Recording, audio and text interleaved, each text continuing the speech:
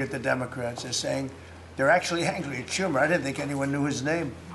One woman said, that Schumer is disgraceful. He's a disgrace to our country. But they're angry at the Democrats. They know what's happening. But they're punishing the American people, including travelers at airports, all in the quest to return to open borders and give amnesty to illegal alien criminals. They want to give amnesty to some of the criminals that came into our country, just about all of them, actually, if you look at it. They love sanctuary cities, which is a sanctuary for criminals.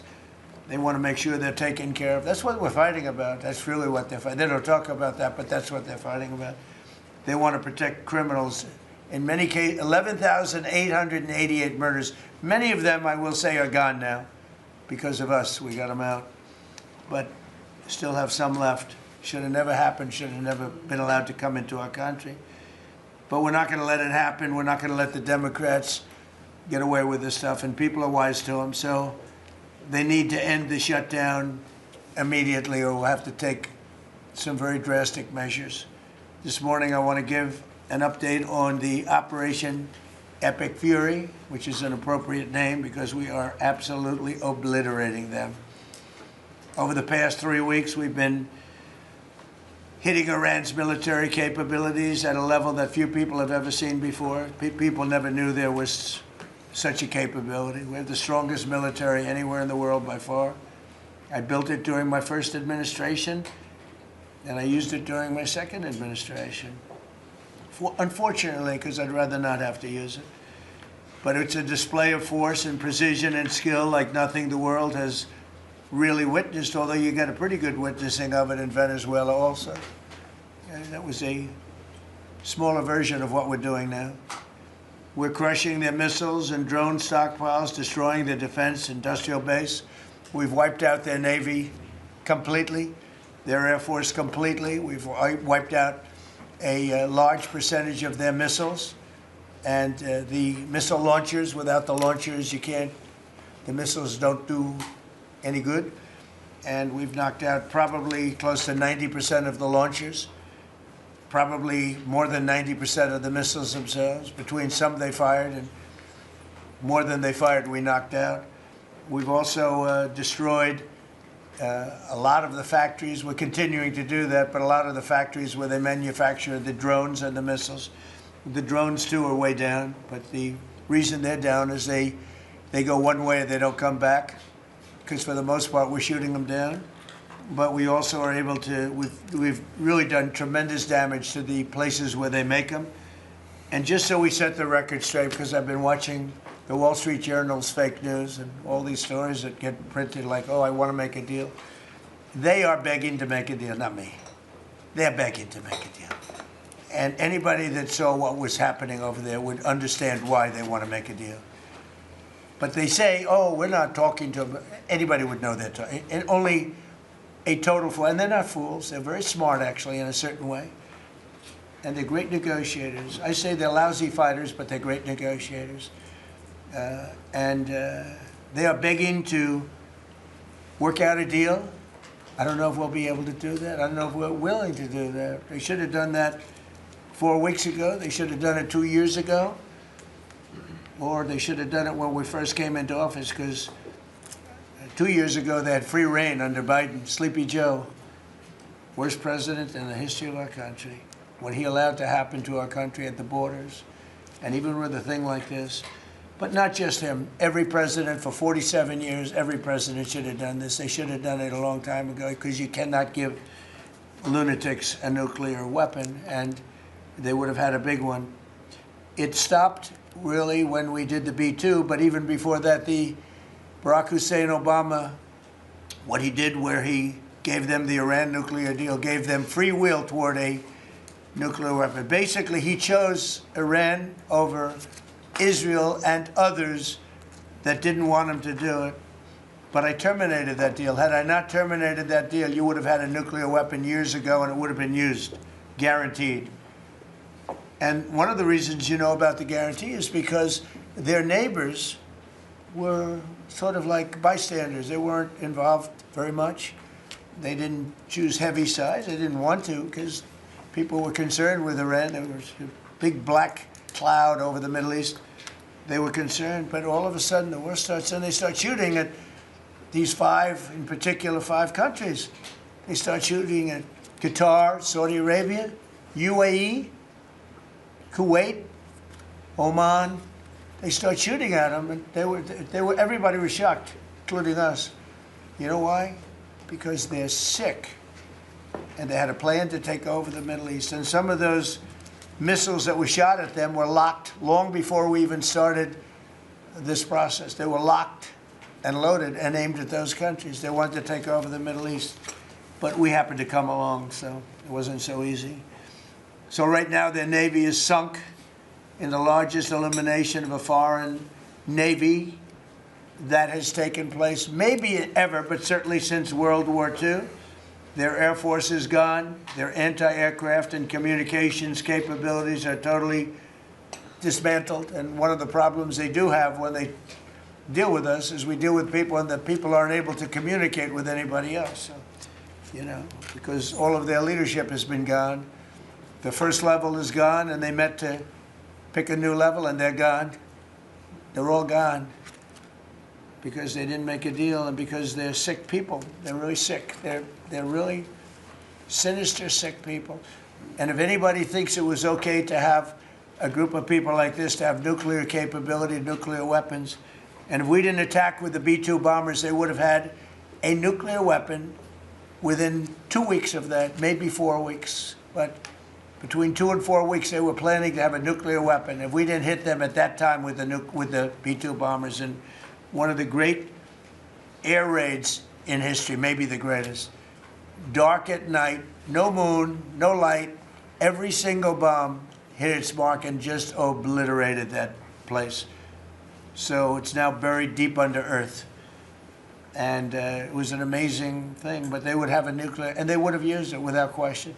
And you know that because why did they shoot all these countries that weren't even really involved with them? They weren't involved. They had no big problems because they're sick, because they want to take over the Middle East, not just Israel. Certainly Israel would have been the first on their list. They would have used nuclear weapons, a nuclear, you don't need too many of them, but they would have used a nuclear weapon on Israel, and they would have used it on the neighbors, and then they would have come after us.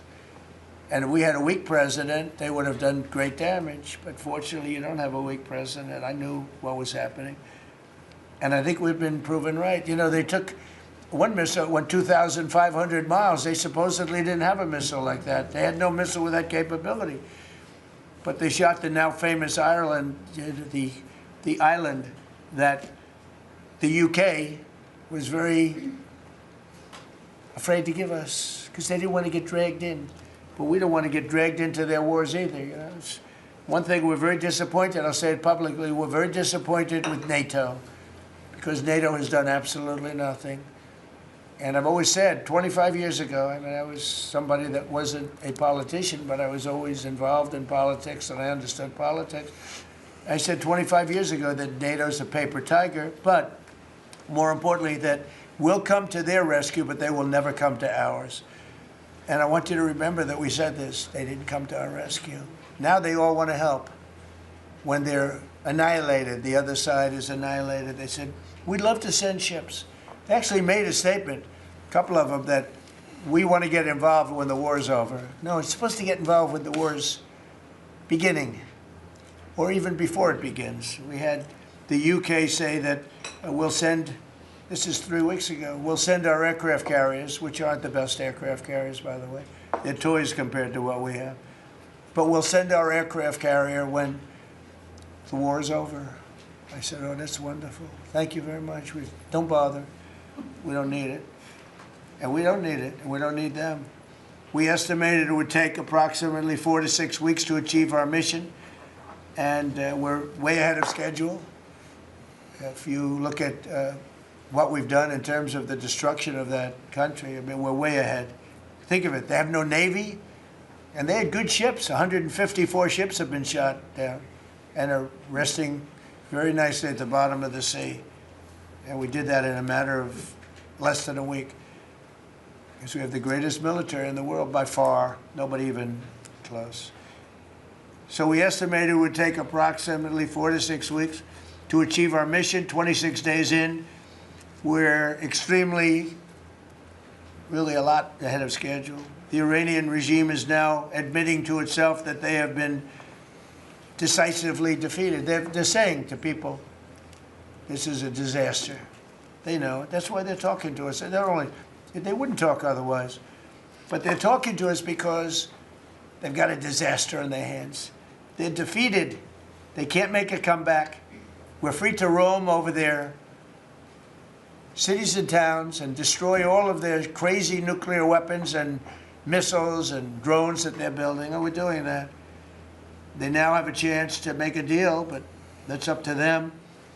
And they'll tell you, we're not negotiating. We will not negotiate. Of course they're negotiating. They've been obliterated. Who wouldn't negotiate? They are begging to make a deal. We'll see if we can make the right deal. And if they make the right deal, then the strait will open up. Hormuz Strait will open up. And even now, we don't know if there are any mines. You know, they have 22 they call mine droppers. Think of it. Who would have 22 mine droppers? This is a boat that drops mines. Who has 22 mine droppers? Except for people with very evil intention. So every one of those mine droppers has been struck with the same weapon we used to stop drugs from coming into the United States of America. When we hit those boats, it's the exact same weapon, extremely effective. We have unlimited supplies and extremely effective. But they have no more mine droppers. By the way, speaking of drugs, we're 98% down drugs coming in by water, by the ocean, by the sea. 98%. And we're trying to find out who are the 2% because we think they're the bravest men anywhere in the world. Maybe women. But whoever's on those boats is very brave or doesn't watch television. But where drugs coming in by sea, coming in by water, are 98% down. And now we'll stop the drugs coming in by land. The land is the easy one. You had to stop the water. A lot of it came in through the water. Now it's all pinched. And these people are trying to come in by land. And we will, that's it, that's the easy one. But we had to take care of the water first. Nobody's coming in. Virtually nothing is coming in anymore. It was hundreds of millions of dollars a week were coming in by water. But they now have the chance, that is Iran, to permanently abandon their nuclear ambitions and to chart a new path forward. We'll see if they want to do it. If they don't, we're their worst nightmare. In the meantime, we'll just keep blowing them away, unimpeded, unstopped. Well, there's not a thing they can do about it. They can't do anything about it, you know. I tell you, if they could, you'd be hearing about it. You'd be hearing about it. You don't hear anything about it. They can't shoot our jets. We have the best military equipment in the world. No, not even a contest. And you see that with Venezuela. They had other equipment. They didn't have ours. It didn't work. Didn't work. Think of it. We did the situation in Venezuela. It was a great military operation, getting a very, very dangerous man who's killed a lot of people, forced people into our country.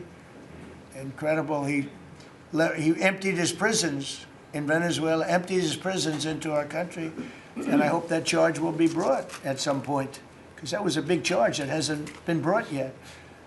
It should be brought. He emptied his prisons into our country and was a major purveyor of drugs coming into our country. And he's now been captured and, you know, I guess be given a fair trial. But I would imagine there are other trials coming because they have they've really sued him just in a fraction of the kind of things that he's done. Other cases are going to be brought, as you probably know. In the meantime, with Iran, we're going to keep doing what we've been doing, and nobody's a match for the United States, but they're not a match for the United States. It's small potatoes. That's why I'm so disappointed in NATO, because this was a test for NATO. This was a test. You can help us. You don't have to, but if you don't if you don't do that, we're going to remember. Just remember this in a number of months from now. Remember my statements. They have an expression, a great expression, never forget. You can never forget. So as we end threats to America abroad, we're focused here at home on building the greatest economy in the history of the world. Now, before this started, the Dow hit 50,000. The S&P hit 7,000. Both of those achievements were not achievable. Every one of you, most of you, I guess, said you'll never hit 50,000 during a 4-year period because it was too high a number. Well, we hit it in our first year. And I said, well, now we have to take an excursion to Iran, and we have to stop this maniac who's no longer with us. The supreme leader wasn't so supreme, no longer with us. It's very sad. But we have to stop him from blowing up the world, blowing up the Middle East, and blowing up our country, and we did that. And I thought, frankly, I thought the oil prices would go up more, and I thought the stock market would go down more. It hasn't been nearly as severe as I thought. I think they have confidence in maybe the American president and maybe the people sitting around this table. But Americans filing their taxes this year are receiving record-setting refunds. It's been a very big story. Well, it should be a big story. I don't think you write about it that much, but I speak about it. You know, I speak about it because if I speak about it, at least people hear. You don't write about it. You don't write about the drug prices going down. It'll be going down 30, 40, 50, 60%, 70%. Favored nations, called most favored nations, we're going to be paying the lowest price anywhere in the world. Before we paid the highest price in the world, Bobby, right? And now we're going to pay the lowest price in the world. That's quite a difference. It's a difference of from 40 to 70 and 80 and even 90%. That's a pretty big difference. But we're slashing regulations, and investment is pouring in from all over the world. We have the most investment of any country in history has been put into our country in the last year. And again, we had to take a little detour. Won't be long. Going to end soon. We had to take a little detour, go to Iran, and we had to put out a fire. Very dangerous fire that could have blown up big portions of the world, if not the whole thing. So tomorrow we'll be announcing a variety of actions that we're taking to support American farmers, who we never forget. We love the farmers. We gave them $12 billion out of tariff money. We had a tremendous amount of tariff money come in, and we continue to have. We've gone, as you know, the Supreme Court gave us a very unfortunate, foolish ruling, a ruling that gives the people that have ripped off our country for many years, gives them some money back. But it's one of those things. It's a terrible, terrible, horrible mistake they made, but it's okay because we have another method that's just as good. We'll use the other method. But because the tariff money has been so substantial, we gave our farmers, who have been mistreated by some countries, we gave them $12 billion, and they're extremely happy, and they deserve it. They've been great. They never complain. They just go out and they farm, and they wouldn't do anything different. They wouldn't trade jobs with any of you, except maybe some of the fake media. I don't know. Somehow I don't see that. I like their job better, actually. I love the farmers. So we gave them $12 billion. So in just a few moments, Treasury Secretary Scott Bessent will discuss the actions that we're taking to address energy prices, which have not gone up as much as I thought, Scott, to be honest with you. And, you know, it's not over, so maybe it'll go up a little bit more. It's all going to come back down to where it was, and probably lower.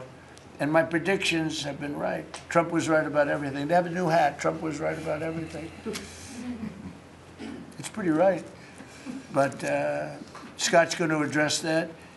And I think before we go very much further, I want to ask Vice President J.D. Vance to say a few words about where we are with the situation. He's involved with Steve and with Jared on negotiations. And then some of the others will speak. We'll have Marco say a few words. Pete Hegseth, who was born for this role. I mean, he's doing a great job. They gave him a hard time. And now people, I'll tell you, somebody came up to me yesterday, gave you a very hard time, said, you know, I made a mistake. Pete Hegseth is doing a good job. So when I tell you who, you're not even going to believe it. He said, Hegseth, he gave you such a nasty hard time. But you're doing great. And then Steve is going to speak, and Scott will speak last.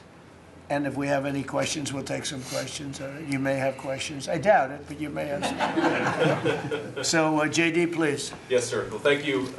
It's good to see everybody. Proud to be part of this team. Proud to be serving the president of the country. Let me just say a couple things. The first of all is the president summarized this very ably. But look, the Iranian conventional military is effectively destroyed. They don't have a navy. They don't have the ability to hit us like they could have even a few weeks ago. And what that does is that gives us options, Mr. President. Now, there's been a lot of reporting about diplomatic options, about negotiations. There's, of course, Pete and his team. There are further military options. But what we have now that we didn't have when the president took over just a little over a year ago is the ability to use every tool at our disposal to ensure that Iran doesn't get a nuclear weapon. Because when I say options, I think it's important the American people know options for what? And it's options to ensure that Iran never has a nuclear weapon. You talk about people who walk into a crowded supermarket and have a vest on, and they blow up the vest and a couple of people get killed, and that's a terrible tragedy. What happens when what's on the vest is not something that can kill a couple of people, but can kill many, many tens of thousands of people? That is the most important American national security objective that exists for any administration at any time, is you don't want the worst people in the world to have a nuclear weapon. That's why the president is doing this. That's why the president cares so much about this particular issue. I'll let Steve talk a little bit about the details of the negotiation, but the last thing I'll say before I turn it over to Marco is I'm very mindful, of course, that we have a lot of folks overseas fighting very ably for the United States of America. I know Pete and the whole team, we're very proud of them, but they're fighting at a time where we are about to enter as Christians the most important week of the Christian calendar, the Holy Week that celebrates the return of Jesus Christ to Jerusalem. And so I want to say to all of my fellow American Christians, but particularly those serving in the Gulf, that I wish you all a very blessed Easter, a very blessed Holy Week, and we continue to stand behind you and continue to support you every step of the way. Thank you, sir. Thank you very much. Marco? The most important job any president has is to keep the American people safe. And every president says it, but we have a president that means it and does something about it. As the president outlined very clearly to the world on the night this operation began, Iran has been at war with the United States for 47 years. For 47 years, Iran has been killing Americans and attacking Americans across this planet. And other presidents had an opportunity to do something about it. And they all warned about how Iran was dangerous, but they refused to act. And this president's not someone that's going to refuse to act. He's not going to leave a danger like this in place. He's going to address it, and that is what he is doing. From the very first night of this operation, the president made it very clear. People like this, and now what I'm talking about is not the people of Iran. The people that run this country are radical Shia clerics. These are religious fanatics. Look what they are doing now. At their weakest point, this is the weakest Iran has ever been, and look at what they're doing. They're attacking embassies. They're attacking hotels. Imagine what these people would do if they had a nuclear weapon. That is an unacceptable risk for the world. By the way, the president's not just doing a favor to the United States and to our people. This is for the world. He defined very clearly on the first night of this operation what the goal was. We were going to destroy Iran's navy, and that is happening. We were going to, if it hasn't already happened, I'll let Pete speak to the specifics of it. We were going to destroy their missile launching capabilities. We're well on our way to achieving that goal. We were going to destroy the factories so they couldn't make more missiles and more drones, and that is moving forward. Every single objective the president clearly laid out on the first night of this operation is being effectuated. Again, Pete will speak to the specifics of it. This has been an incredibly successful operation. Every day, it may not get covered because, we're unlike them. We're not bombing embassies and hotels. We're hitting military targets. But every day, the Department of War lets the drummer get wicked over every portion of Iran that has these military capabilities, and the results are going to bear fruit for the world. The world is going to be a safer and a better place when President Trump's mission here is achieved. And frankly, I think countries around the world, even those that are out there complaining about this a little bit, should actually be grateful that the United States has a president that's willing to confront a threat like this and not allow it to continue to persist. Because these people will kill as many Americans as they have a chance to do, and if they have a nuclear weapon, as the Vice President pointed out, they could kill millions of Americans in the future, and that is a risk that was not going to continue to exist as long as we had this president.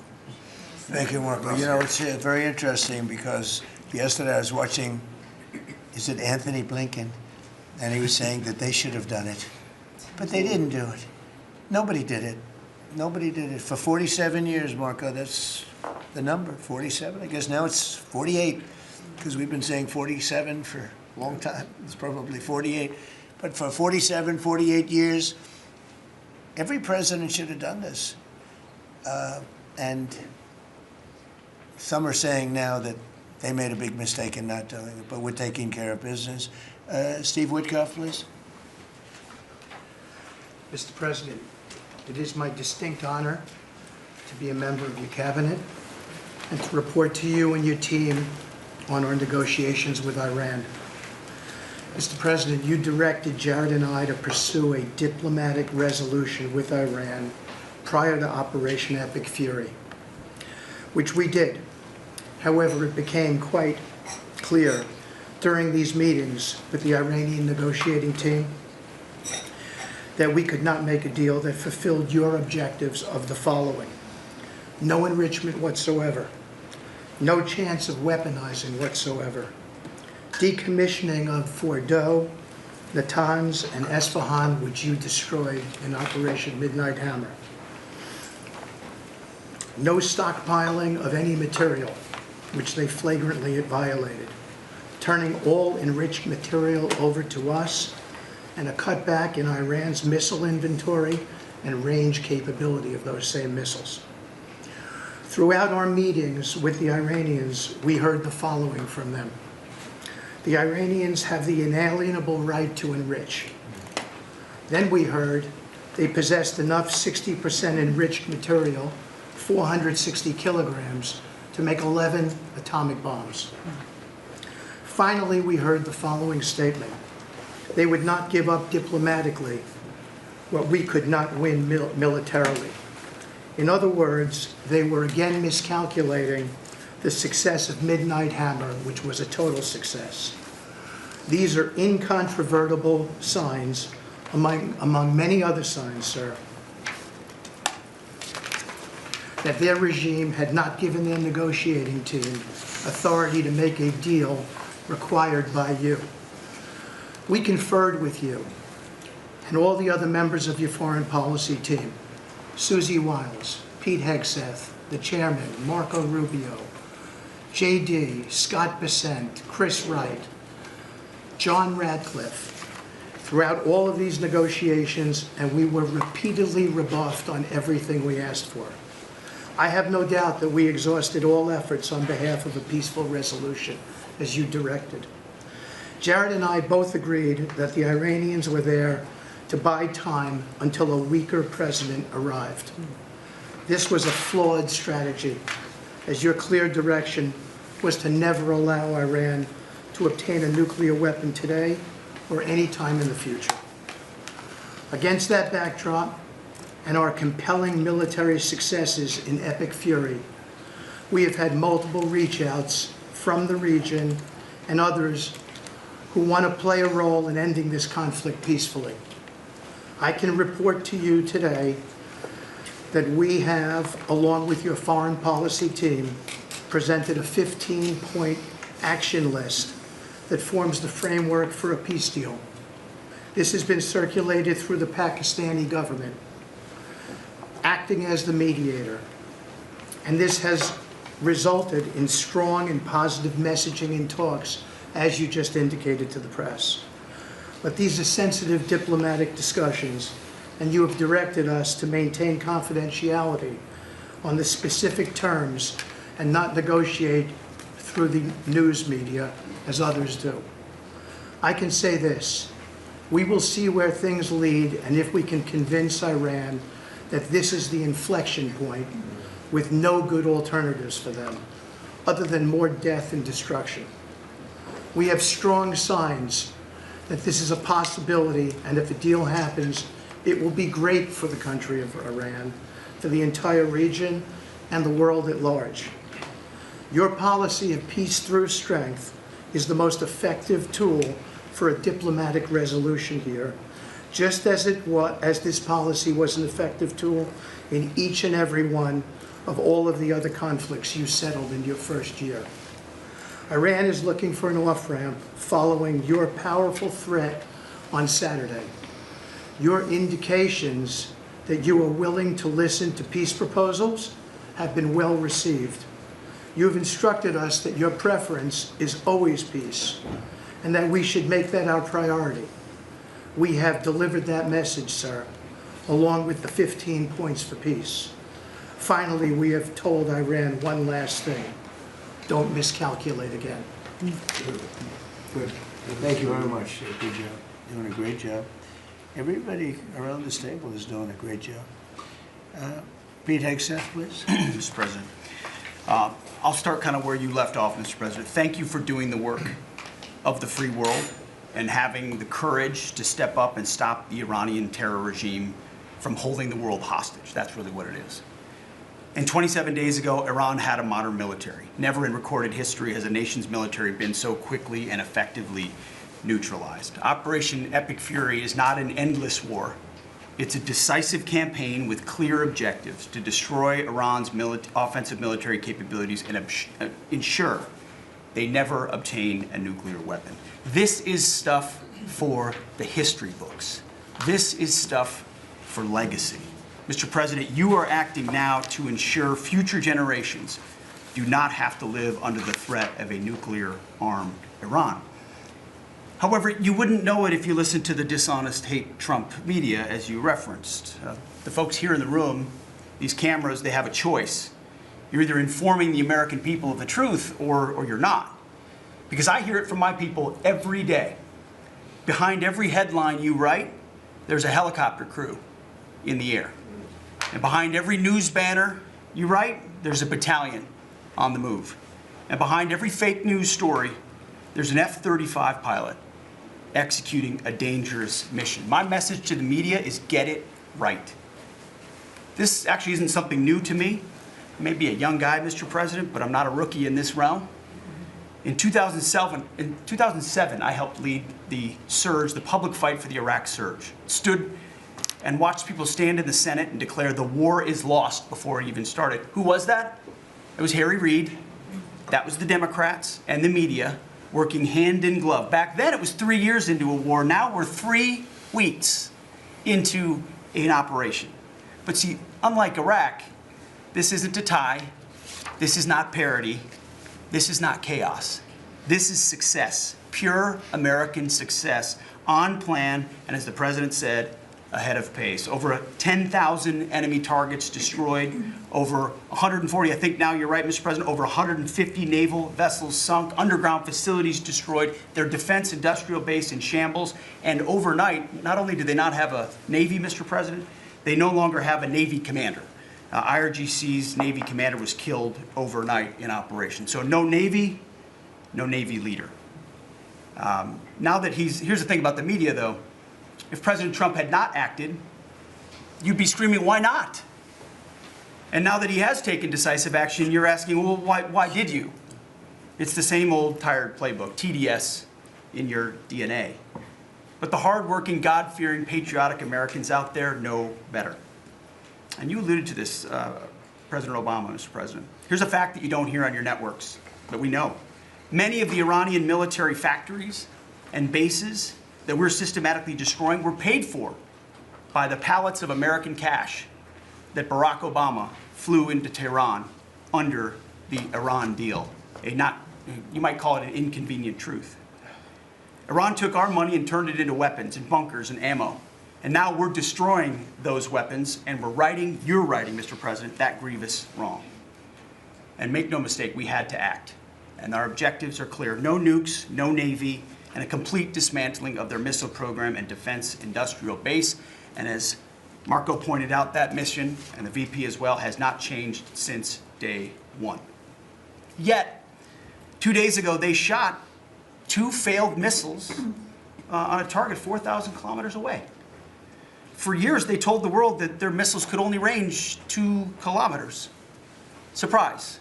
Yet again, Iran lied. And to the world, I say London is 4,000 kilometers from Iran.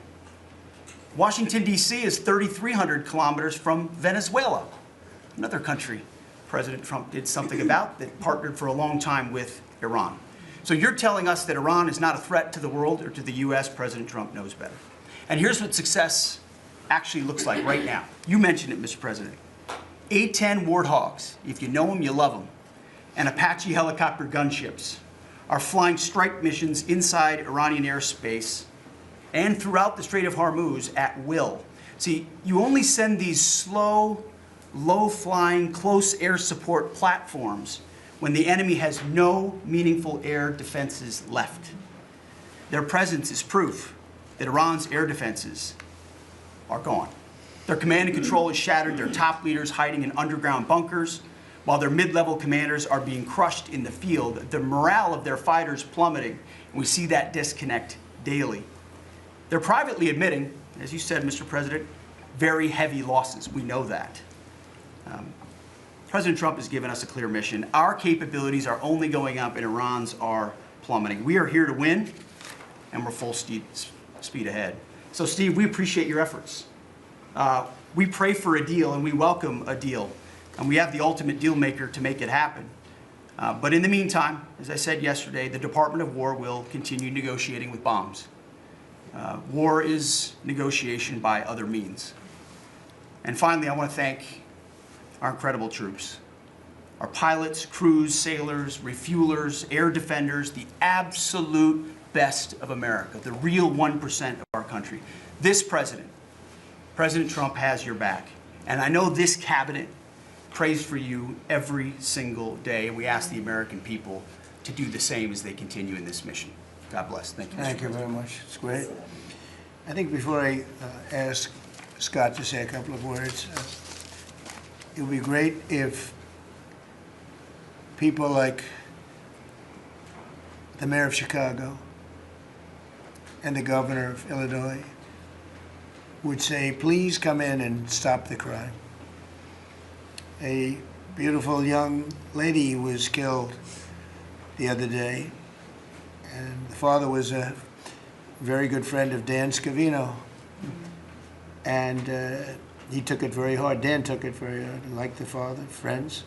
They grew up together, and it's a young lady whose life would be saved if we did what we did as an example in Washington, D.C., which is now a safe city.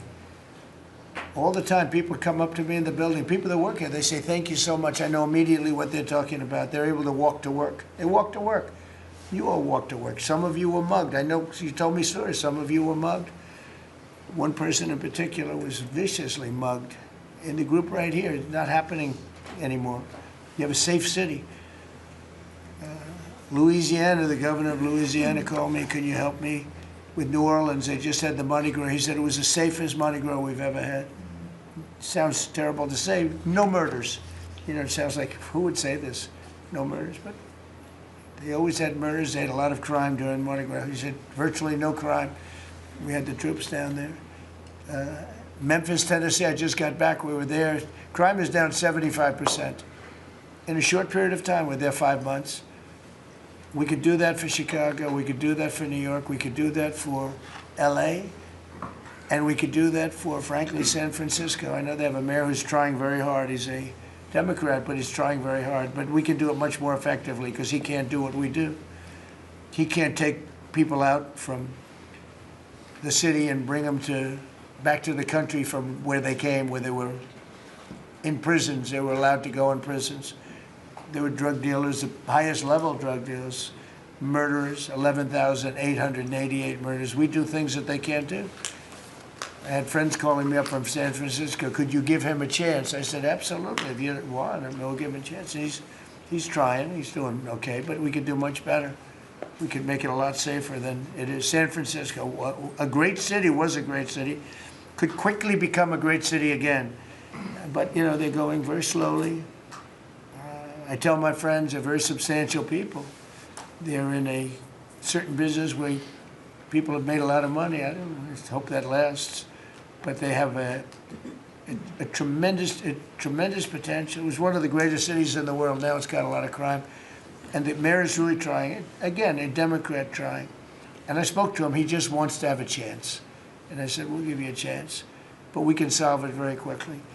This young lady would be around today if we were around, because we have nobody coming through our border. I mean, literally for 9 months, it's zero. It's hard to believe that that number can be possible because millions of people came in through Biden. But nobody even tries. We don't have the caravans of thousands, 25, 30,000 people pouring into our border. They come up in caravans. We don't have caravans anymore. There's no such thing anymore. It's a name that I think I developed, but somebody developed it, but I think it was me. I thought it was an appropriate name. Thousands of people would come up and just barge into our country, totally unchecked, totally unvetted.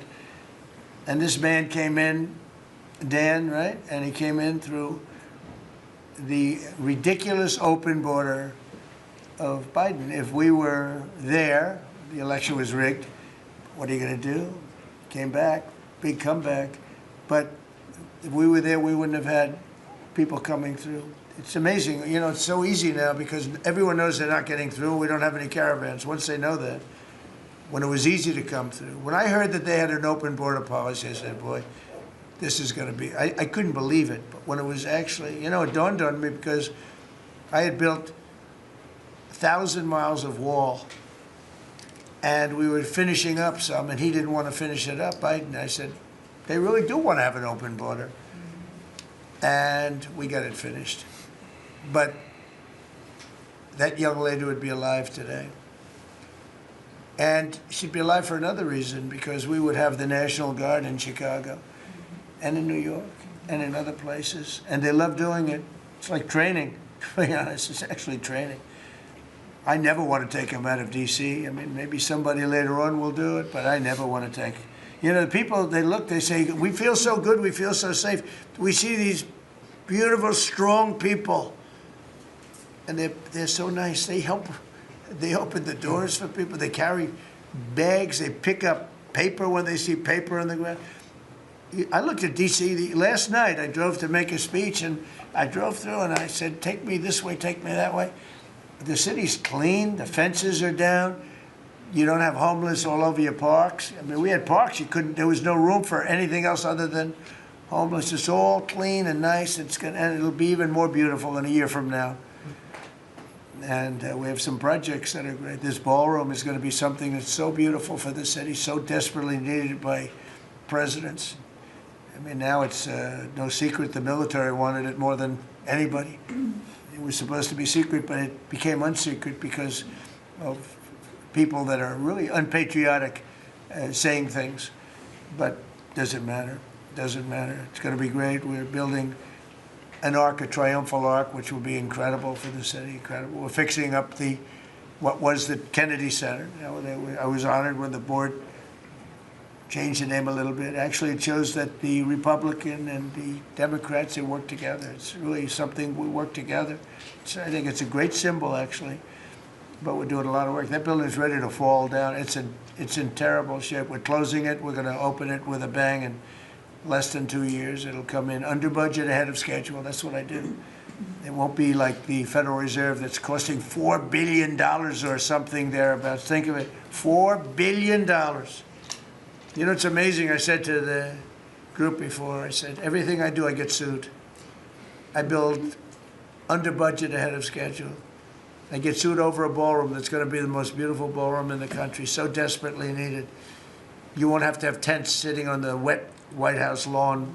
If it rains, you get wiped out, to honor the president of China or the president of France or the president of somewhere. You can have the greatest. We get sued by the National Trust for Historic Preservation. They don't know what they're doing. Then I just found out we got sued by that group and another group, I guess, on the fixing up of again, I'll use the old name, Kennedy Center, because they're not fixing up Trump Kennedy. It's going to be beautiful when you add the name Trump. But we got sued.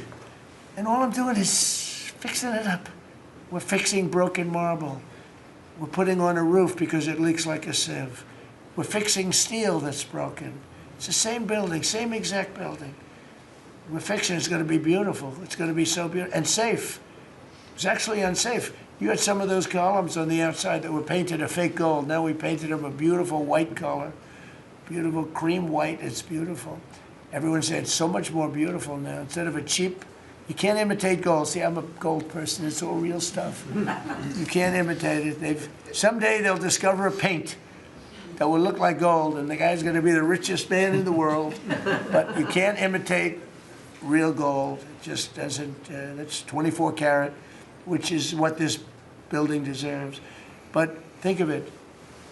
I get sued because I'm fixing up the Trump Kennedy Center. We're going to make it gorgeous and safe.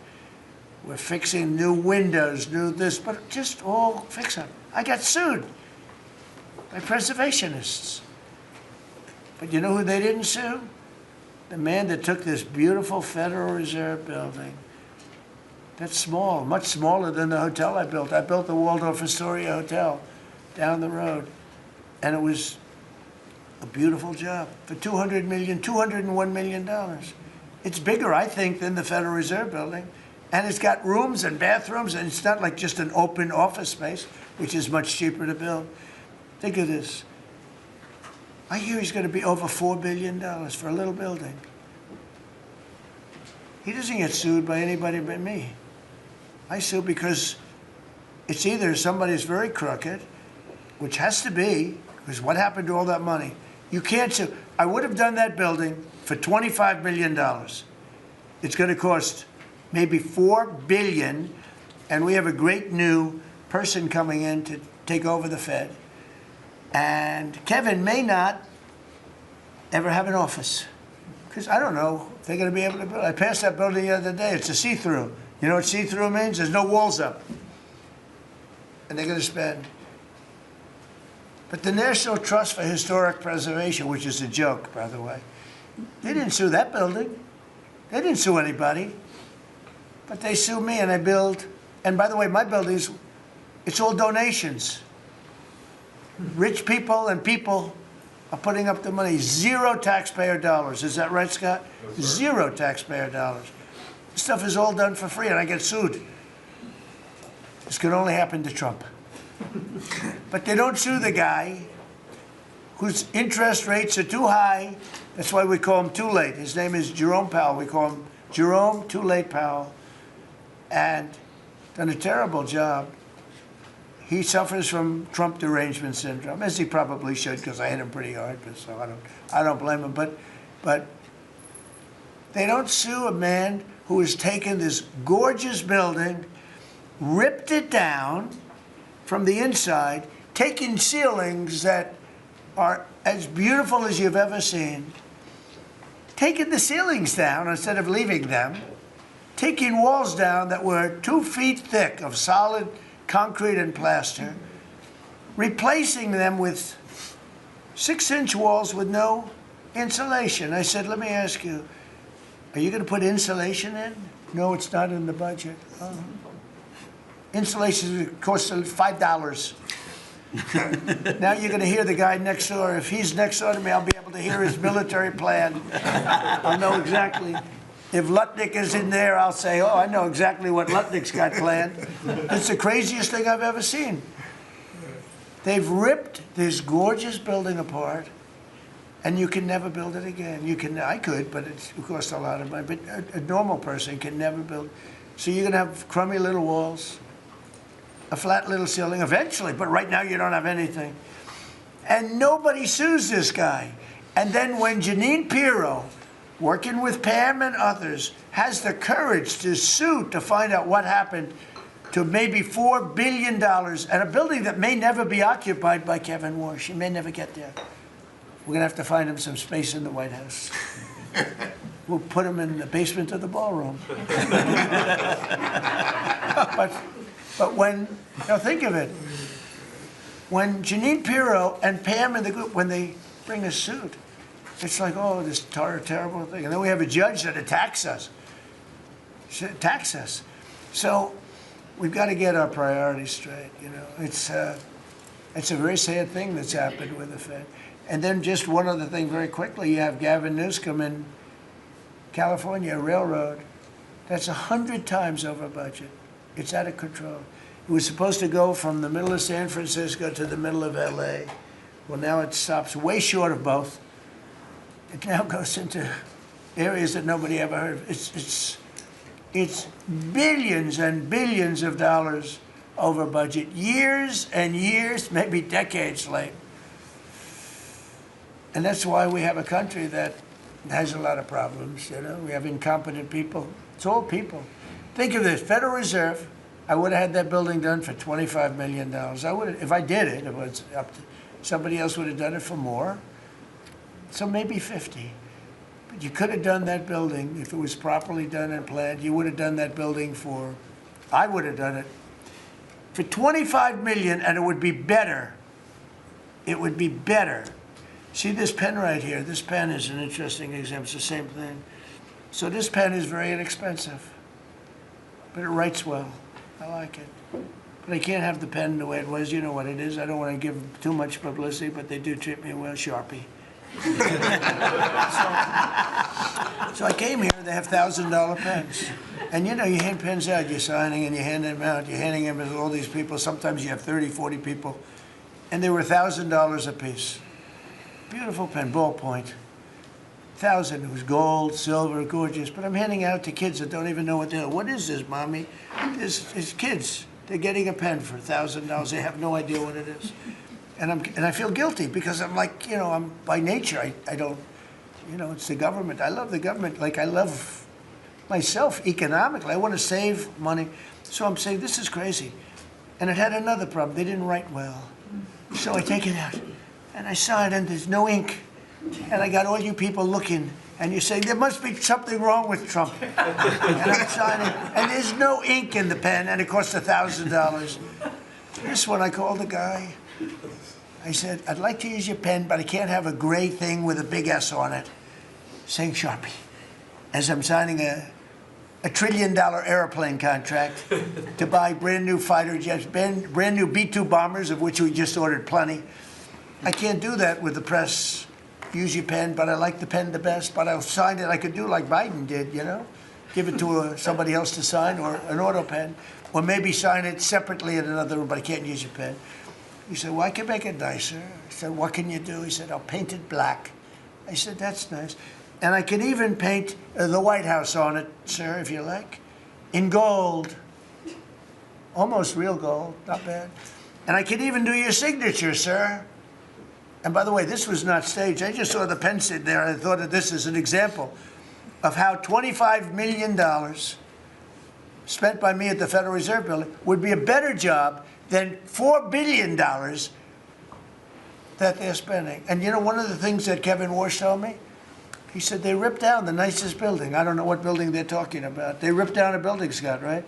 Kevin Warsh said it's the most beautiful building in Washington. He said the most beautiful space. They ripped it down. Why did they do that? I don't know. Do you know what he's talking about? Is it true? Yes, sir. They ripped it down. We have a moron at the Fed. Who wouldn't be lowering interest rates right now? But I want to thank Janine Pirro and Pam and her group for having the courage to bring this suit. And I believe that the contractor on that job is probably one of the richest men in the country right now. I believe that it's not possible to spend that kind of money. $3 billion, $4 billion, nobody knows, nobody has any idea what it is. But it's over $3 billion, and it's probably going to be over $4 billion by the time they finish. And it may never get finished. Unless I take it over, I'll get it finished. But it can never be what it was. It's never going to have those beautiful ceilings. It's never going to have those incredible walls. The walls were 1.5 feet thick of solid masonry. They ripped them down for no reason. And I just give you the story. And just to finish on this one, so I told that story to somebody and said, yeah, but it's not the same thing. I said, you're right. This one is better. It writes. So the guy said to me, you don't have to pay me, sir. I'll give them to you for nothing. I said, no, I don't want that.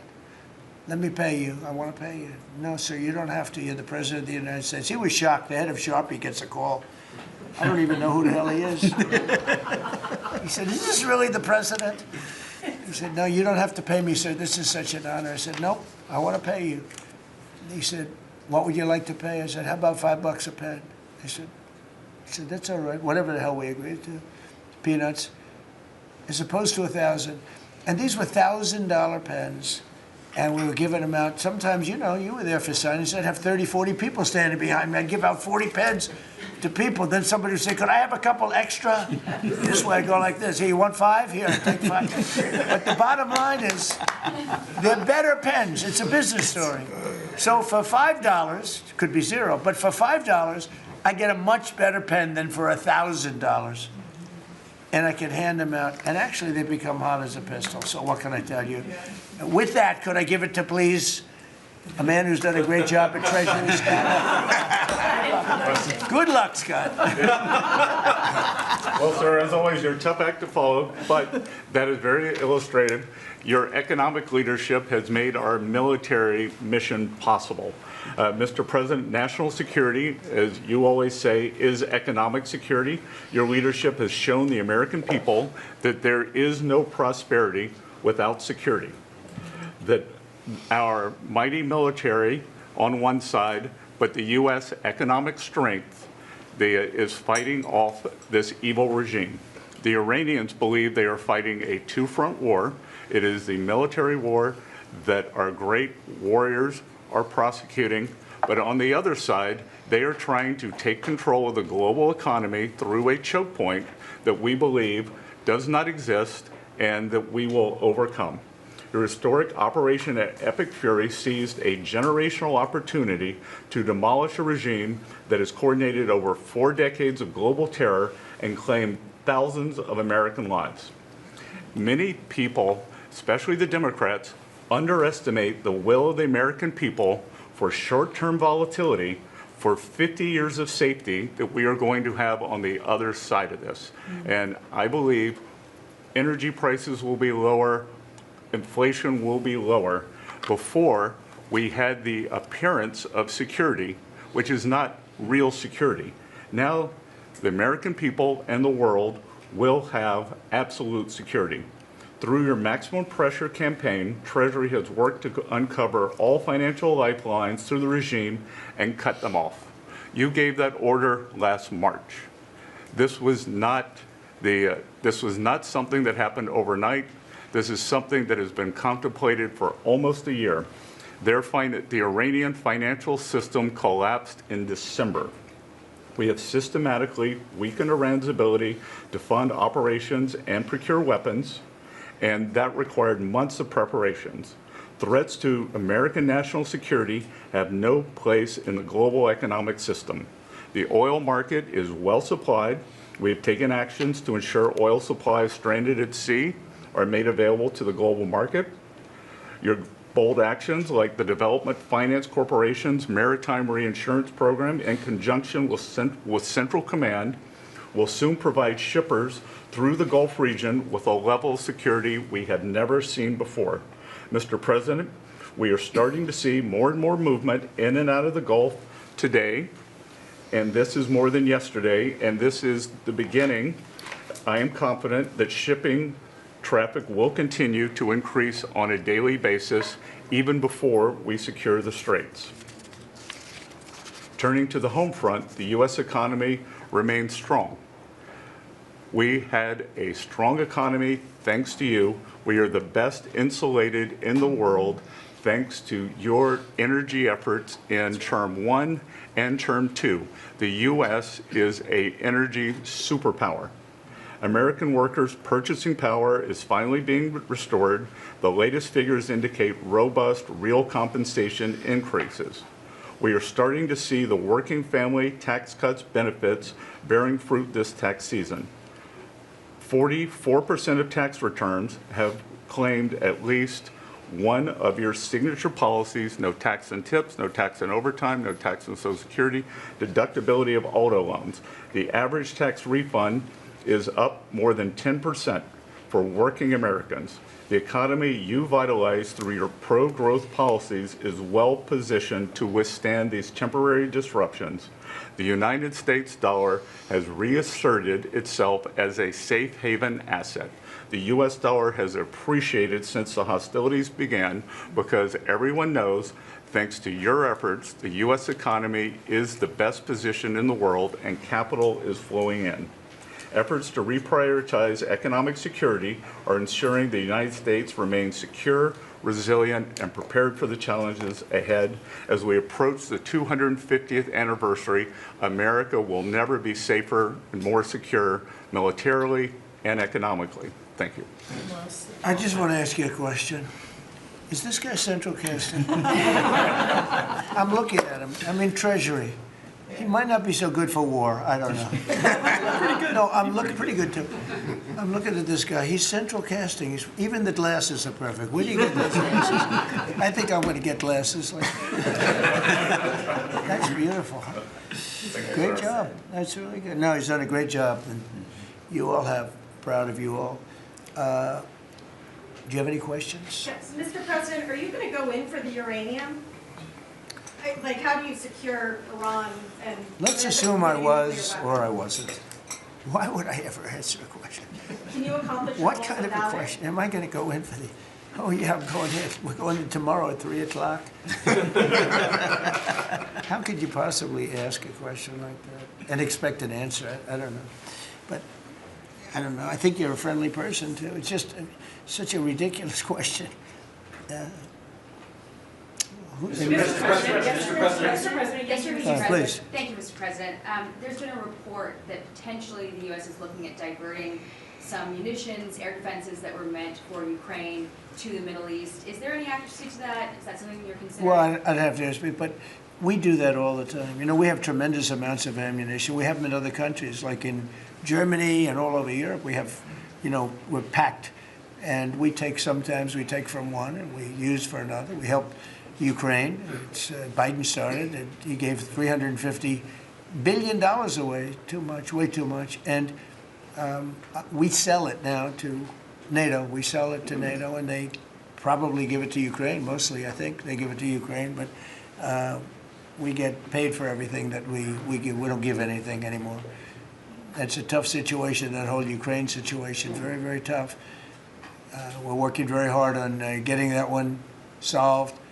It doesn't have any impact on us, virtually nothing. In fact, if anything, I mean, we sell a lot of equipment for that unfortunate war. 25,000 people died last month, 25,000, so mostly soldiers. Some in the towns, but for the most part soldiers. They're dying. Nobody's seen anything like it since World War II. It's a terrible situation, and hopefully that's going to get settled. You know, I settled 8 wars. And many of them, I think, were more difficult than this one. In theory, they were more difficult, but there's tremendous hatred between President Putin and President Zelensky. Tremendous hatred. I've seen it before, but I've never seen it maybe to this extent. And I think that's calming down a little bit, and I think we have a chance of getting it done. But it doesn't affect us. Thousands of miles away. That's why when I heard the head of Germany say, "This is not our war," about Iran, I said, well, Ukraine's not our war. We helped, but Ukraine's not our war. I thought it was a very inappropriate statement to make, but he made it. You can't erase it, but he felt that way. I said, well, you know, Ukraine's not our war, and it's not, but I would like to see all those young people stop being killed. I mean, they're being killed. It's like a slaughterhouse. What's happening there is horrible. 25,000 on average. 2 months ago, it was 31,000 people died in 1 month, Marco, right? I said, it's getting crazy. It's getting worse. Think of it, 31,000 soldiers, both Russian and Ukraine, died 2 months ago, 25,000 last month. And if I can solve that, it would be a great honor to do it. I wish it could have gone faster. I solved other ones in 1 day that have been going for 32 years. We stopped one that was starting. It was already started. India and Pakistan, and the Prime Minister of Pakistan, a very fine gentleman, said President Trump solved something that was going to cost 10 million lives. That was going to cost a lot of lives, 2 nuclear nations. And those were complicated, but we got them done quickly. This one is, it's a shame. And the only reason I'm doing it, frankly, is because I want to stop death. I want to stop the death from APT. I think I'm going to go with a man that I've missed, Brian. I haven't seen you in a long time. I miss you. He's been in a very strange location. I don't know. He's had a strange thing happen. But anyway, go ahead, Brian. Well, good to see you too. Actually, good to see the entire cabinet here, Linda. Good to see you too. You talked about gas prices coming down. Yeah. Obviously, they will. But would you ever consider suspending the federal gas tax in order to kind of temporarily alleviate some? Well, some people should do that. As an example, in California, every time prices go down, his prices go up because the gas tax is bigger than the tax itself, bigger than the product itself. It hasn't. I mean, we've thought about it, I guess, but honestly, when I did this, I knew it was going to be a little bit. We had the greatest economy ever. We had the greatest stock market in history.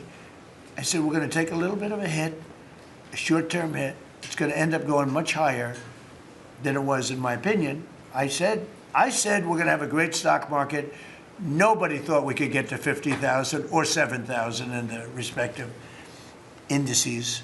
Nobody thought that was going to happen, but it did in the first year. They said it couldn't happen in 4 years, that you wouldn't hit 50 in 4 years, but you could maybe get close. We hit it in the first year. And I said, this is a good time to solve a problem that you had to solve. And that's what I did. But the gas tax, people have talked about it. It's something we have in our pocket if we think it's necessary. And if I can follow real quickly, you just recently took off, Secretary Duffy, 17,000 truckers off the road that quite frankly, could not speak English, which is a safety issue. Yeah. Could we ever extend that to Uber drivers, Lyft drivers, cab drivers, for someone who takes a lot of Ubers? A lot of my drivers can't speak English. Well, that's not good. I didn't like that. Go ahead, John. So that's a really good point. The problem is that our states are the ones that issue these licenses. So with commercial driver's licenses, we do have some federal control. But again, we have thousands of people who can't speak the language, long-standing rule, and it's a safety issue, right? If you can't understand road signs, if you can't communicate with law enforcement when you're pulled over and communicate what's on your rig, huge problem. But the last administration, Mr. President, they let truck driving schools self-certify that they were qualified to train truck drivers. And so this is like the Leering Center.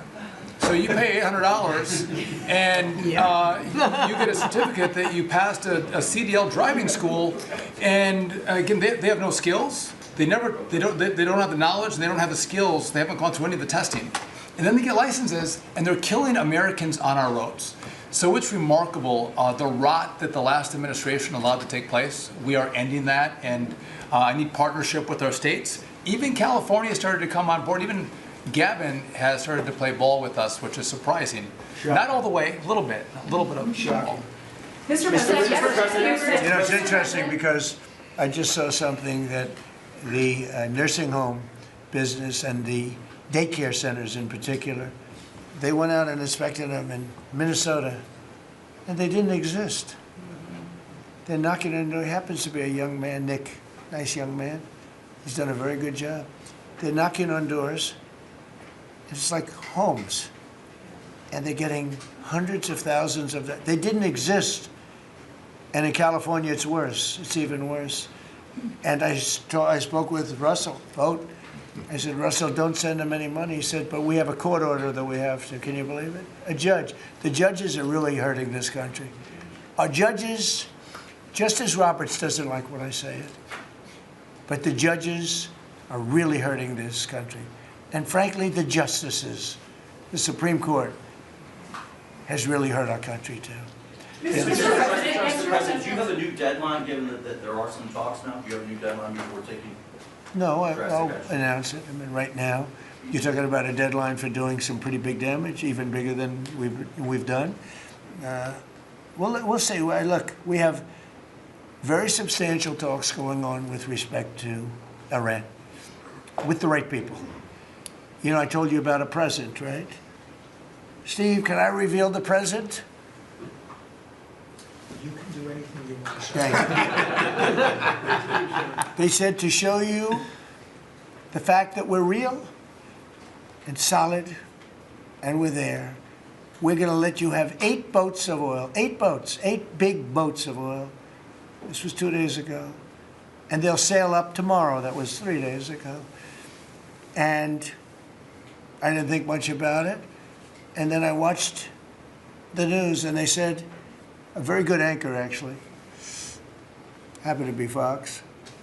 But I watched it, and he said, something's unusual happening. There are 8 boats that are going right up the middle of the Hormuz Strait. 8 big tankers are going loaded up with oil right through. And I said, well, I guess they were right, and they were real. And I think they were Pakistani flagged. Yes.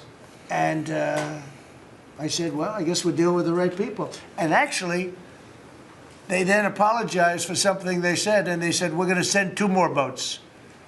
And it ended up being 10 boats. All right. I hope I haven't screwed up your negotiations, but I thought it was appropriate to say, because I did taunt you the other day by saying they're going to give us a present. There were 2 illegal immigrants who were arrested at San Francisco airport for ignoring deportation orders. At the same time, as you highlighted, really great reception from American travelers for ICE agents. Is there a PR aspect of this that can allow future deportations to go on with less protesting, less outrage? Yeah, it's amazing, because by putting ICE there, look, the press was very unfair to ICE. So was everyone else. These are great American patriots. They have a tough job. They have to find murderers and take them out of our country. I wouldn't want to do it. You wouldn't want to do it. Most people wouldn't want to do it. They do it. And, 11,888 murderers. And that's murderers. That's not drug dealers. That's not lots of other things. It's not people from mental institutions. Entire jail populations were released from major countries and let into our country through the open border. And ICE has done an amazing job. I wouldn't want that job. It's a tough job, dangerous job. So what happens is, by putting them at the airport, and I just say, do me a favor, take off your masks. And they did. For that, not for when they're looking for some, cold-blooded killers and they're in the net, but for that. And they did. They took them off. And the passengers, I see the interviews of people, they're saying, these are nice people. One person said, he's a very strong man, but he's a nice guy. He grabbed my bag. He helped a woman with a bag that she couldn't lift. And I'll tell you, I don't want to use the word rehab, because there was nothing to rehab, but rehab from the press, because the press is so tough on them. And these crooks in Minnesota, these crooked politicians and dirty cops, they're dirty cops, they're dirty politicians. Waltz is a dirty, crooked politician. The Attorney General is a crooked guy. He's no investigations, and I hope JD's going to do a great job. He's in charge of it now with somebody who's very talented. But I think it's easy stuff. They say $19 billion, think of it, is missing. $19 billion. If we would solve half of the fraud problem, Pam, in this country, we would have more than a balanced budget. We'd have a surplus. And in the case of Minnesota, it's very Somalia-oriented.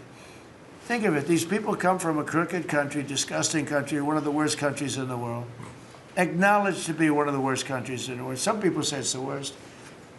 They have no money. They have nothing. They come to our country, low IQs, and they rob us blind. Stupid people. And they rob us blind because we have crooked politicians and we have dirty cops. The Attorney General's a dirty cop. It's my opinion. It's only my opinion. And something should be done about him. Let's see what kind of job he Mr. can President, do. yesterday you said that you hate mail-in ballots. Excuse me? Should Iran be able to charge a toll for the Strait of Hormuz? They're charging some vessels to go through. Oh, yeah. Well, should they be able to? I mean, they shouldn't be able to, but they're doing it a little bit. I don't look. Their capability is a lot less than it was 2 weeks ago, and with every week and every day, frankly, it gets less and less. All I can tell you is they're begging to make a deal. So let's see what happens. We may make a deal. Tell me about mail-in ballots. Go ahead. You mean I used a mail-in ballot? You probably said, yeah, I did. You know what? Because I'm president of the United States, And because of the fact that I'm President of the United States, I did a mail-in ballot for elections that took place in Florida because I felt I should be here instead of being in the beautiful sunshine But you taking. were in Palm Beach, sir, the last few weekends. That's right. And Could you have gone in I person? decided that I was going to vote by mail-in ballot because I couldn't be there because I had a lot of different things. But you know, we have exceptions for mail-in ballots. You do know that, right? So if you're away, we have an exception. If you're in the military, we have an exception. If you're on a business trip, we have an exception. If you're disabled, we have an exception. And if you're ill, if you're not feeling good, we have. So I was away, mostly in Washington, D.C., so I used a mail-in ballot. But I appreciate the question because I know it was so well-meaning. Yeah. Mr. President, I actually just looked up the company that owns Sharpie, and they stock turned positive after you mentioned it. Question on your end. By the way, they deserve it. Yeah, question on It's a your good end. product. So you gave a 5-day deadline. With oil tankers going through the Strait of Hormuz, is that a condition to move that 5-day deadline? Well, we don't want anything impeded. We want ships to go through. We don't know that they've dropped any mines, by the way, because we blew up all their mine droppers, right? We blew up every one of them. They're going to have to take them out on a rowboat or something. I don't know how the hell they get out there, but we don't really know. You might speak to it. We don't know. There could be a few of them out there, but that's a lot. You know, if you have $1 billion ship and you get hit by a mine, it's not the greatest thing in the world. So if you think, the problem with that, that's not like you've decimated a military. If you think there may be a mine, that's a bad thought, and it stops things up. How are we doing in that regard, Peter? Mr. President, you're right. We have so heavily degraded their coastal defense capabilities and their naval capabilities that any strategic or operational attempts to do those types of things are extremely limited. And we continue to move over the top of that. Now, whether Iran makes a wise choice or not to try to execute that is part of how this deal comes together. But with every passing day, the military pressure that we're putting on them lessens their ability to really hold that militarily at issue. I mean, the problem with the issue of the Hormuz Straits is this. We've decimated them as a military. No Air Force, no Navy, very few rockets left. We blew up so many. Hard to manufacture them. Same thing with drones. The leadership is gone. The problem with the Straits is this. Let's say we do a great job. We say we got 99%. 1% is unacceptable because 1% is a missile going into the hull of a ship that cost $1 billion, right? So 1% is we can't. If we do a 99% decimation, that's no good. So how is your coalition then? So it's really, you know, a little bit. But I have a feeling it's going to clean up pretty quickly. I could just say this: they want to make, and I probably hurt our little negotiation. It gives them a little impetus to say, well, I wish you didn't say that. But they said yesterday that we weren't negotiating with them, and now they admit that we were negotiating with them. So they want to make a deal. The reason they want to make a deal is they have been just beat to shit. So the Are you thinking of taking control of Iran's oil? It's an option.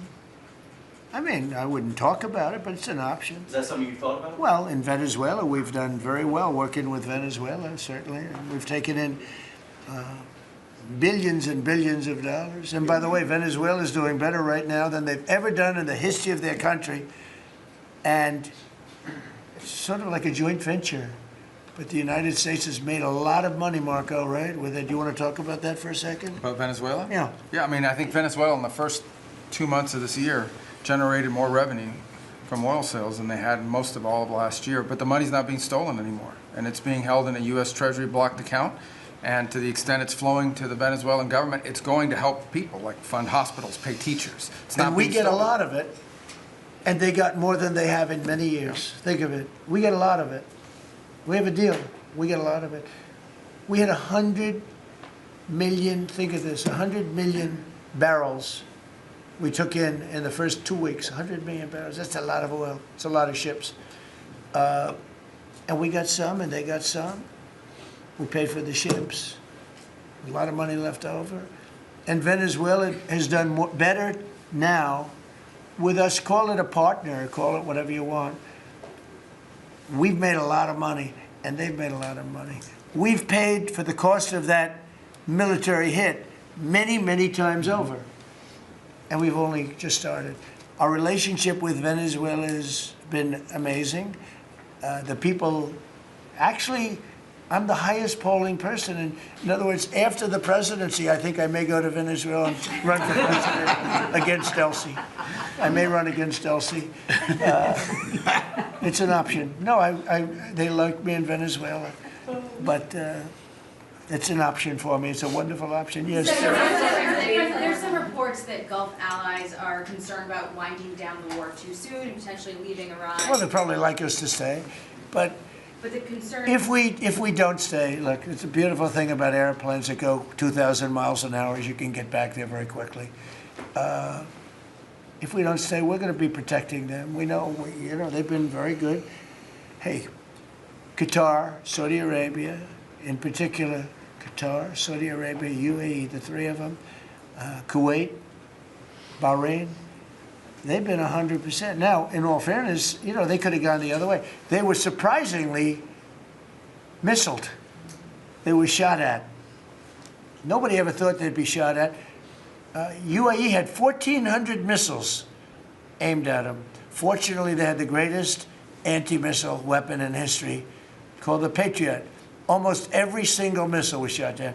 We had an incident recently where 101 missiles were shot at a certain thing that we own. It's very valuable. 101 missiles going 2,000 miles an hour. Out of the 101 missiles, every single one of them was shot down in midair and fell into the ocean. It's amazing technology. There's nobody has equipment like we have. Is it even possible to wipe down the war while Iran still has that enriched uranium? Is it even possible to Well, wipe you're going to have to see, but, I think we're in just very good shape. We're Sir, roaming. Mr. You know what we're President- doing? You know the word roaming free? We're over their skies with the most beautiful planes you've ever seen. Roaming free, there's not a damn thing they can do about it. And it would be nice if, like the fake news New York Times, which writes so fake, and the Wall Street Journal is terrible, terrible. I read a story today that I'm desperate to make a deal. If I was desperate, he'd be the first to know. Pete, let's get the hell out of there. I'm the opposite of desperate. I don't care. I want to know. In fact, we have other targets we want to hit before we leave. We're hitting them on a daily basis.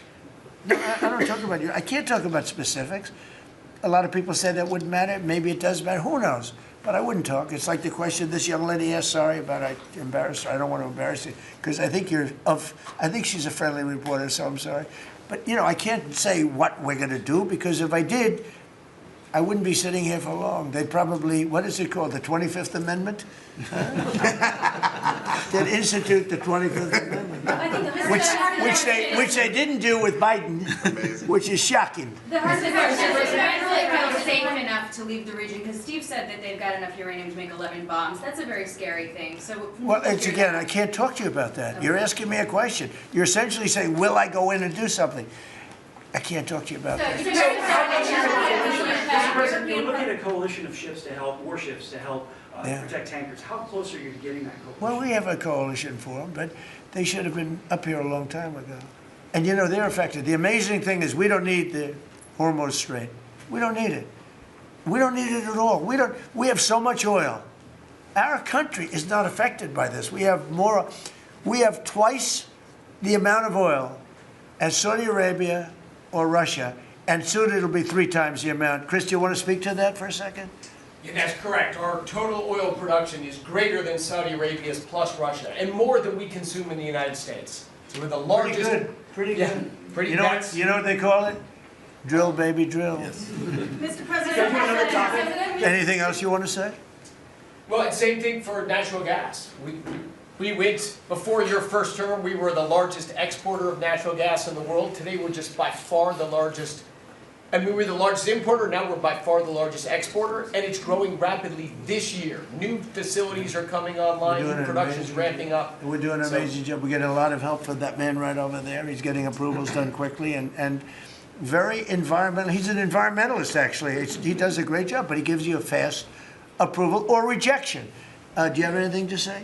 Well, back on Venezuela, where Chris and I have both had a chance to be there, I literally think they're going to put up a statue to President Trump, and I'm not being, it's not a political statement, it's an I actual hope thing. so. That would be a great honor. No, because it's like they view President Trump like Simon Bowler. He's the liberator of a country, and this is a country where they love American baseball. You look on the street, they're wearing NBA jerseys, and Delcy and her team working with us, getting back. Chris and I both experienced, it was the first time in Venezuelan history that they had the free press allowed to come on to essentially where the White House, the Palacio Miraflores, and it was an emotional thing for people that had been for 20 years had never had a chance to be there.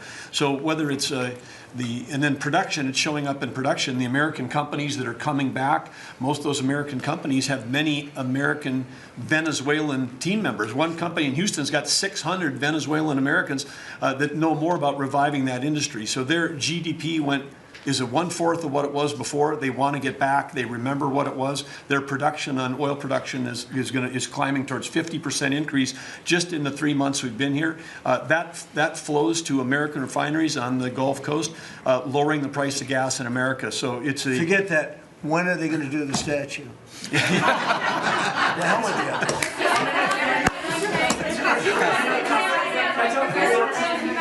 Thank you. You've been really honest about how disappointed you are in Sir Keir Starmer, particularly in relation to Iran. So I'm curious about your phone calls with him, how easy they might be. And also, were you surprised by Are we talking about Starmer? Yes. And are you surprised by how weak I think he's a lovely man. I do. I think he's a lovely man. But I think he did something that was shocking. He didn't want to help us. And maybe in particular that country, we were the longest bond, the longest ally. Australia too. Australia was not great. I was a little surprised by Australia. I wouldn't say anybody was great other than the 5 countries in the Middle East. We never really had very much support. We spend trillions of dollars supporting countries, and this is Little League. This isn't the big league deal. This is sort of Little League pool for us. This was look, we decimated them in a period of a week. In the first week it was over. In the first few days it was over. I think the Navy took us 3 days to essentially annihilate that. They weren't there.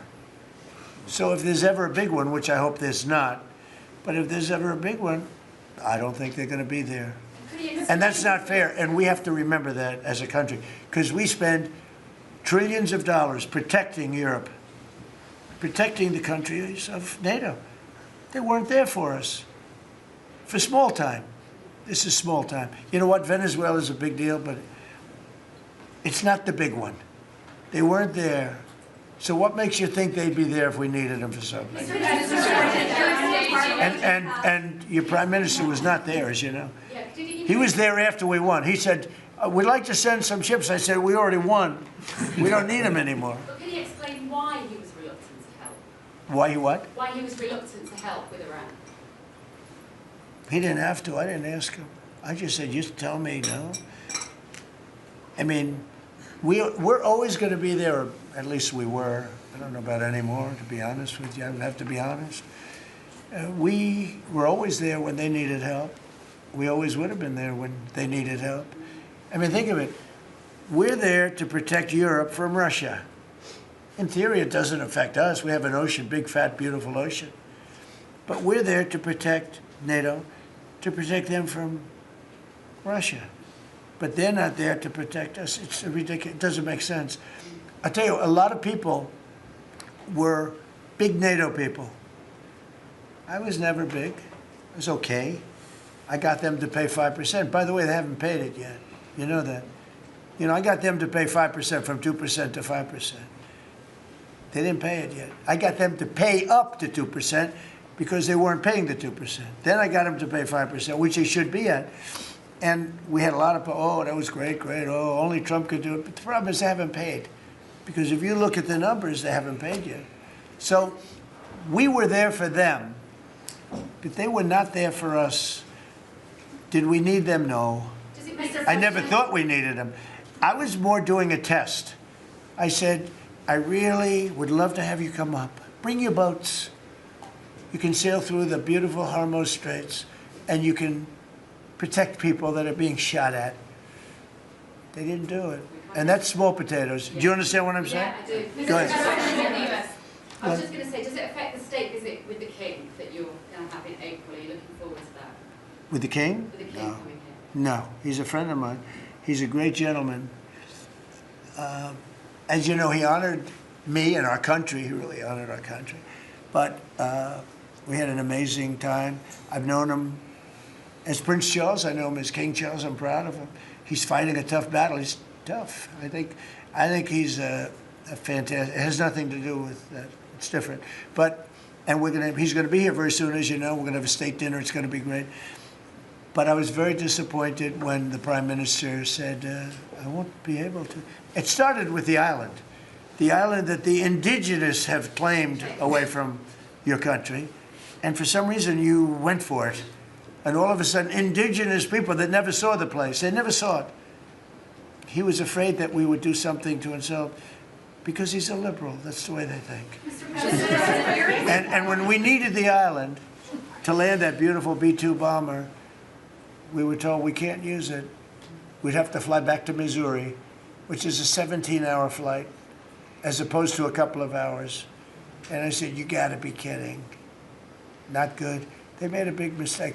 Mr. President, is the Friday deadline for Iran, is that pushed back now, and if not? I don't know yet. I don't know.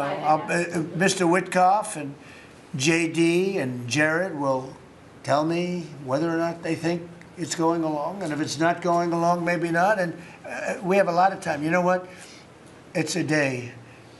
In Trump time, a day, you know what it is? That's an eternity.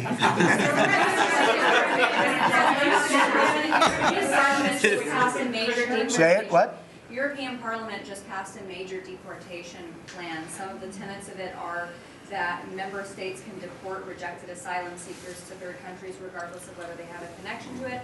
It allows for detention periods of up to 2 years, and also offshore return hubs or detention centers similar to ours. Who did this? Which country? European Parliament, and the vote was not close. It was 389 in Good. favor to 208 against. I'd vote. So I'd vote with them. Yeah. Europe is where you are now. Do you think that will move the needle with Democrats? I don't care about the Democrats. The Democrats hate our country. The Democrats are in chaos right now, and they have no common sense. You know, they have one quality that's amazing. They stick together. And it's harder because they stick together in a ridiculous policy like men playing in women's sports, open borders for everybody, including murderers and anybody else that want it. We're open to you. Come in, murderers. You know why they do that? They do that for a couple of reasons, but they do it for votes because they think they're going to vote for the Democrats. Even though I did great with the Hispanic vote, tremendous with the Hispanic vote. You know, I turned that whole thing around. The Hispanics like me, and I like them. And you know, it's interesting with the Hispanics. When I built the wall, everybody said, oh, that's going to ruin us for the Hispanic. It was just the opposite. They know all about immigration, and they know all about death and crime, and they're smart people, and they have common sense. They wanted to be protected from the people that were coming into our country. So, you know, I won the election with a very tremendous Hispanic vote, and I think it's higher now than it was then. So, we're a party of common sense. The Democrats are a party of insanity. They're a party that will destroy our country. If I didn't win this election, I believe our country would have been destroyed by now. 1 year, that's all it would have taken. If you had Kamala or Sleepy Joe, either one, it wouldn't have mattered. They're the same thing. Two sleepy people, two stupid people. I believe, and by the way, Gavin Newsom, who is one of the candidates, I believe he took himself out of the running when he says he suffers from mental disability. And a reporter said it was terrible that I talked that way about somebody with mental disability. I said, I have no problem with it, but I don't want a person with mental disability to be my president. I mean, you don't want to have a person with mental disability being your president. And Gavin Newsom said that he can't read a speech. He can't do almost anything. And then he said he's as dumb as all the people in the room. And he got accused of being a racist, which was an amazing set. I thought it was the worst interview I've ever seen anybody give. He's actually a very stupid person. So I believe he's out of the running. I think that that statement, that interview, he admitted that he's a stupid person. I don't want a stupid person being president. You know, I'll say it right now. I say it because no press never reports it. I'm the only president that ever took a cognitive test. I took it 3 times. It's actually a very hard test for a lot of people. It wasn't hard for me. But it's a cognitive test. It starts off with an easy question, and by the time you get to the middle, it gets tougher. By the time you get to the end, very few people can answer those questions. They get very tough, mathematical equations and things. I took it 3 times. I aced it all 3 times in front of numerous doctors that I have no idea who they are. And I was told when I went in, they said, Doc Ronnie told me this. My current doctors were fantastic doctors. They said, well, if you take it, you know, it's Walter Reed. It's essentially a public hospital. And if you do badly, it's probably going to get out. But I aced it. I got them all right. And one doctor said, I've never seen anybody get them all right. I've been doing the test for 20 years. I want people, I would love to see anybody that's a president or a vice president or anybody that has any chance of being a president, I would like to see them take a cognitive test. Because we had a man in this office that had no clue what was happening. And let me give you a little secret. He wasn't a smart man 30 years ago. And I'll tell you about President Obama. He wasn't a smart man either. I know all about him. He wasn't a smart man, highly overrated. He was a great divider. And our country can't go through that anymore, can't go through. We have done an amazing job. I had to do a little stopover. I call it an excursion. I had to do a little stopover in Iran, and we had to knock the hell out of them because our country would not have been safe. The world wouldn't have been safe. I've done a great favor for the world. The world has not been reciprocal, because when I told NATO, where we give billions and billions of dollars, trillions over the years, I said, do you mind coming up and giving us a little hand with the streets? Send up some. They didn't want to get involved. And I believe that's going to cost them dearly. Thank you very much, everybody. Thank you. Thank you very much. Thank you, Mr. President. Thank you, guys. Keep moving. Thank you. Thanks, keep moving, guys. Thank you, press.